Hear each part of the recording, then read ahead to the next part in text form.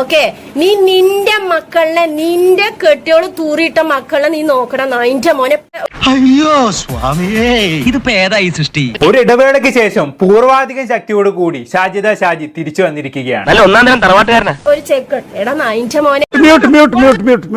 എന്തിനാ മ്യൂട്ട് ചെയ്തിരിക്കുന്ന? വോളിയം ഒക്കെ കേക്കട്ടെ. എന്നെ സഹായിച്ച ഒരു ചെക്കന്റെ കൂടെ ഞാന് വയനാട് പോയി ട്രിപ്പ് പോയി അതാക്കി ഇതാക്കി എന്നൊക്കെ നീ പറയുന്നുണ്ടല്ലോ. അതൊരു അന്തസ്സല്ലേ? പിന്നെ ആർക്കൊക്കെയോ ഞാൻ എന്റെ അവിഹിതം എന്റെ ഫോട്ടോ അയച്ചു കൊടുത്തിട്ടുണ്ടെങ്കിൽ നിനക്ക് ഇങ്ങോട്ട് നോക്കണം. നായിന്റെ മോനെ, നിനക്ക് എന്താണ് നഷ്ടം? നായേ, എന്തിനാ ഇങ്ങനെ സ്വന്തം പല്ല് കുത്തി നാട്ടണത്? നമ്മൾ അടങ്ങി ഒതുങ്ങി ജീവിക്കണ നമ്മളെ വീണ്ടും വീണ്ടും ചൊറിഞ്ഞു വരെയാണ്. നീ അത് കാര്യാക്കണ്ട. നീ ആരുടെ എന്നെ ഒതുക്കാന്? നീ ആരെന്നെ ഒതുക്കാൻ? നീ എന്നെ കെട്ടിയ മാപ്പിളെ? അതൊന്നും മൂത്തോക്കി പറയൂ.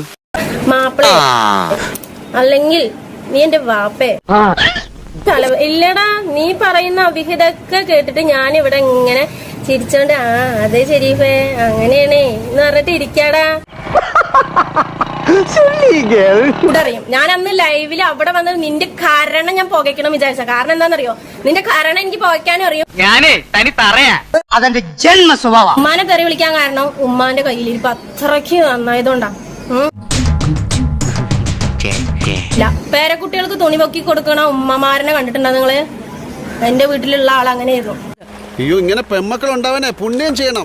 നിനക്ക് എപ്പോ നോക്കിയാൽ ഈ ഒരു കാര്യം മാത്രമേ പറയാനുള്ളൂ. നിനക്ക് മടുക്കുന്നില്ല ഷാജിദ? അല്ല, അറിയാൻ മേലാത്തോണ്ട് ചോദിക്കാണ്. നീ എത്ര കാലായി സ്വന്തം ഉമ്മാനെ കുറ്റം പറഞ്ഞ് വീഡിയോ ചെയ്യാൻ തുടങ്ങിയിട്ട്? പച്ചയ്ക്ക് മൊത്തമൊക്കെ തള്ളക്കി വിളിച്ചോണ്ടിരുന്നതാ, ഇപ്പൊ ഇത്രയും ശരിയായില്ല. എന്തായാലും ഇവളുടെ കഥാപ്രസംഗത്തിന് പിന്നാലെ ഷെരീഫ് എന്താക്കി? ഇവള് കണ്ട ആണുങ്ങൾക്ക് തുണി ഇരിച്ചു കൊടുക്കുന്നുണ്ട്. 13ഓളം ക്ലിപ്പുകൾ എന്റെ കൈ കിട്ടിയിട്ടുണ്ട്.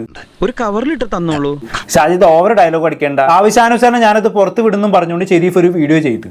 എന്റെ കാര്യങ്ങൾ ഒരു പ്രാണി പോലും അറിയാതെ ഒളിപ്പിക്കാൻ ഞാൻ ശ്രമിക്കുമ്പോ നീ നോട്ടീസ് അടിച്ച് നാട്ടിൽ മുഴുവൻ വിതരണം ചെയ്യുകയാണ്. ദ്രോഹി. ഞാൻ അയച്ചു കൊടുത്താലും തുണി അഴിച്ചിട്ടാലും വേറുള്ളതായാലും നിന്റെ കെട്ടികളല്ലല്ലോ ഞാൻ. നിന്റെ കെട്ടികളാണോ ഞാൻ? മറ്റുള്ളവരുടെ പ്രശ്നങ്ങളിൽ ഇടപെടാൻ താനാരെ? ജോർജ് ബുഷോ?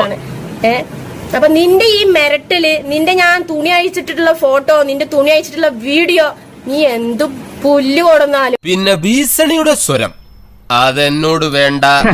ഇതൊന്നും കേട്ട് ഞാൻ പേടിക്കില്ല. നീ എന്ത് ഇതാക്കിയാലും ദേശാക്കിയാലും നോ പ്രോബ്ലം മോനെ. ഓ ശരി ശരി ശരി, അതറിയാം. ആ ചാത്തി മുൻകൂർ ജാമ്യൊക്കെ എടുത്തു വെച്ചേക്കാണ്. നീ എന്ത് വേണമെങ്കിലും പുറത്തു വിട്ടു ഷെരീഫ്, എനിക്കൊരു കുഴപ്പമില്ല. അതിന്റെ രോമത്തിൽ പോലും അത് തൊടാൻ പോണില്ല എന്നൊക്കെ.